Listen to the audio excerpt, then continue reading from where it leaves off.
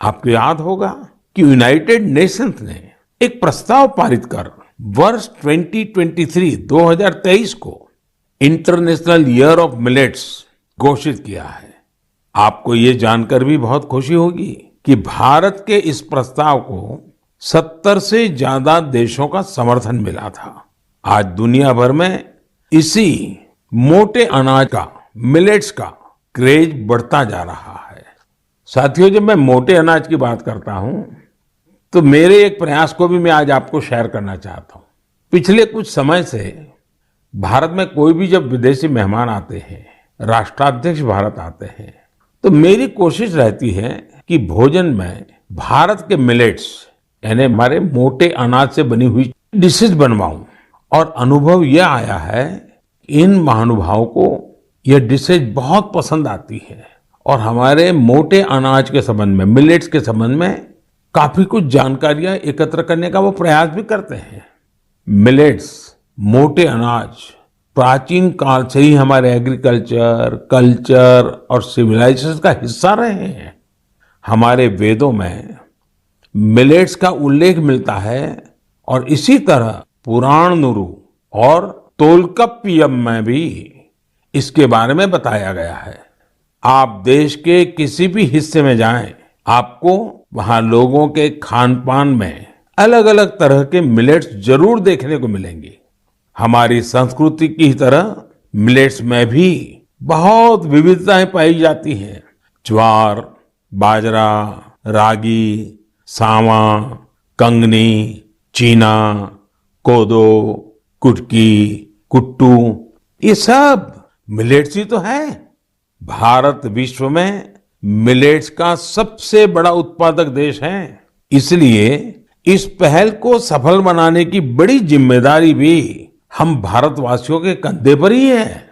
हम सबको मिलकर इसे जन आंदोलन बनाना है और देश के लोगों में मिलेट्स के प्रति जागरूकता भी बढ़ानी है।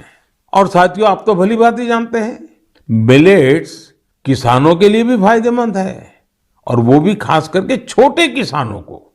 दरअसल बहुत ही कम समय में फसल तैयार हो जाती है और इसमें ज्यादा पानी की आवश्यकता भी नहीं होती है। हमारे छोटे किसानों के लिए तो मिलेट्स विशेष रूप से लाभकारी है।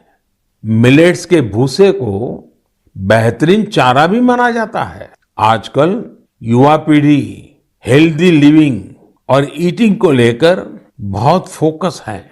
इस हिसाब से भी देखें तो मिलेट्स में भरपूर प्रोटीन, फाइबर और मिनरल्स मौजूद होते हैं। कई लोग तो इसे सुपर फूड भी बोलते हैं। मिलेट से एक नहीं अनेक लाभ है।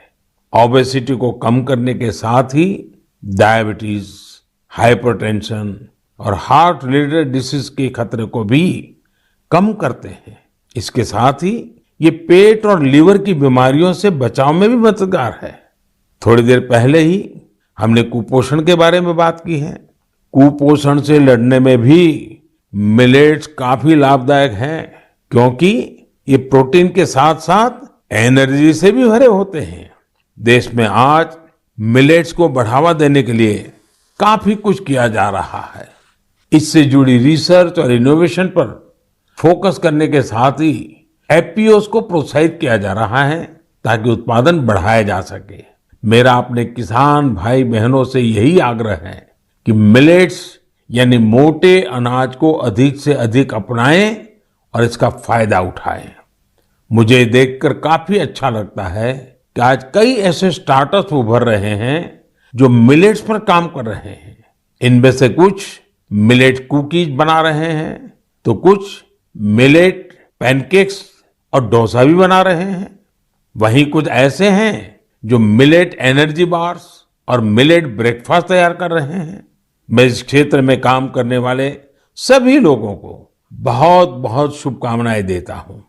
त्योहारों के इस मौसम में हम लोग अधिकतर पकवानों में भी मिलेट्स का उपयोग करते हैं।